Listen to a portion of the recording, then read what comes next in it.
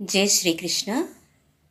वसुदेवसुतं देवं कंसचानूरमर्दनं देवकी परमानंदं కృష్ణం వందే జగద్గురుం. మన శ్రీకృష్ణుడు మానవాళికి అందించినటువంటి అద్భుతమైన వరం భగవద్గీత.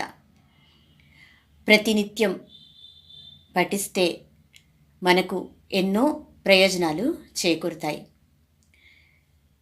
భగవద్గీతలో ఏ అధ్యాయం చదివితే ఏ ఫలితాలు కనిపిస్తాయో తెలుసుకుందాము. అర్జున విషాద యోగం. చదివిన వారికి పూర్వజన్మ స్మృతి కలుగుతుంది, పూర్వజన్మ పాపాలు తొలగిపోతాయి. సాంఖ్యయోగం 2. ఆత్మస్వరూపంగా గోచరిస్తుంది, అలౌకిక శక్తి లభిస్తుంది, సుఖశాంతులు కలుగుతాయి. 3. కర్మయోగం. ఆత్మహత్యల వల్ల చనిపోయి ప్రేతత్వం పొందకుండా జీవుడు అక్కడే సంచరిస్తూ ఉన్నట్లయితే వాటికి ఆ ప్రేతత్వం నశిస్తుంది, తన వారు చేసిన పాపాలు కూడా పోగొడుతుంది. 4. జ్ఞాన కర్మ సన్యాస యోగం. విన్న చెట్లు, పశువులు, పక్షులు కూడా పాపం నశించి ఉత్తమ గతిని పొందుతాయి, భయద్వేషాలు తొలగుతాయి. 5వ అధ్యాయము కర్మ సన్యాస యోగము. మహాపాపాలు తొలగిపోతాయి. 6వ అధ్యాయము ఆత్మ సంయమ యోగం. అన్న దాన, గోదాన, విద్యాదాన ఇలా సమస్త దానాల ఫలితం లభించి విష్ణు సాన్నిధ్యం పొందుతారు, జ్ఞానసిద్ధి కలుగుతుంది.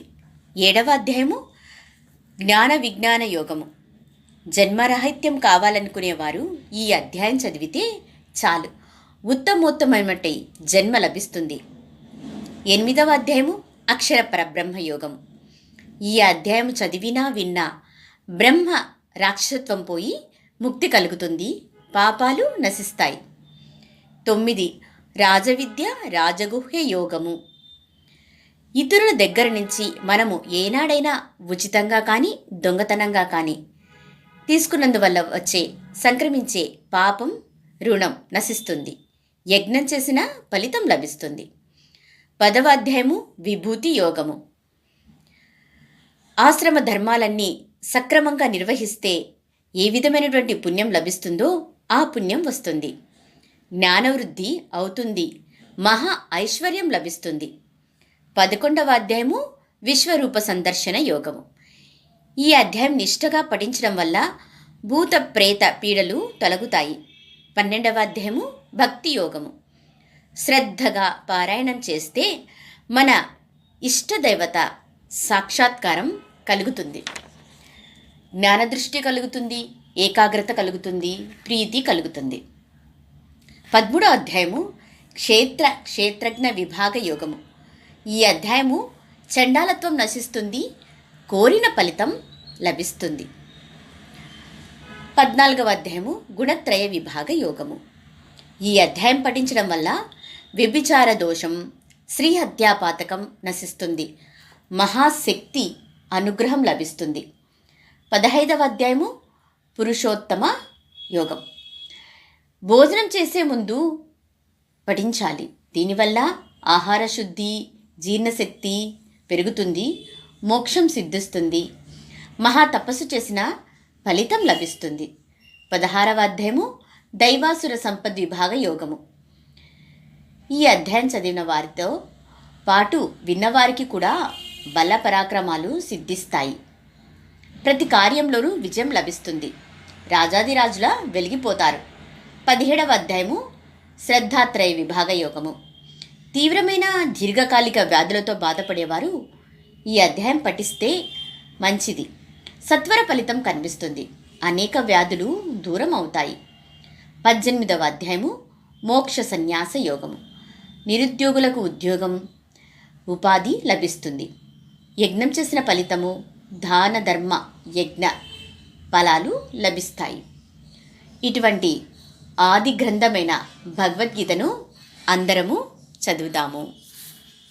జయ భగవద్గీతే జయ భగవద్గీతే हरिः कमलविहारिणि सुन्दरसुपुनीते जय भगवद्गीते जय भगवद्गीते कर्मसुमर्मप्रकाशिनि कामासक्तिहरा तत्त्वज्ञानप्रकाशिनि विद्या ब्रह्मपरा जय भगवद्गीते जय भगवद्गीते निश्चलभक्तिविदायिनि निर्मलमलहारी शरणरहस्यप्रदायिनि सबविधिसुखकारी जय भगवद्गीते जय भगवद्गीते रागद्वेषविदारिणि कारिणि मोद सदा भवभयहारिणि तारिणि परमानन्दप्रदा जय भगवद्गीते जय भगवद्गीते असुरभावविनाशिनि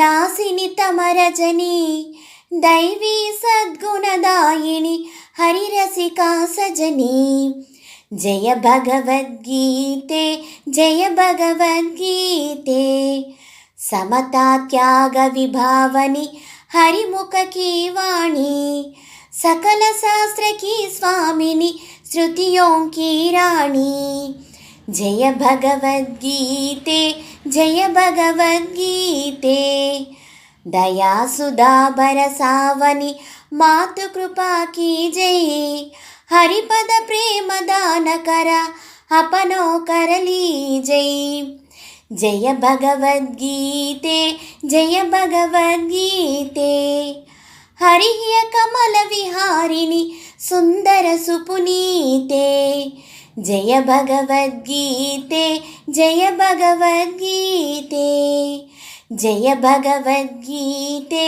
जय भगवद्गीते।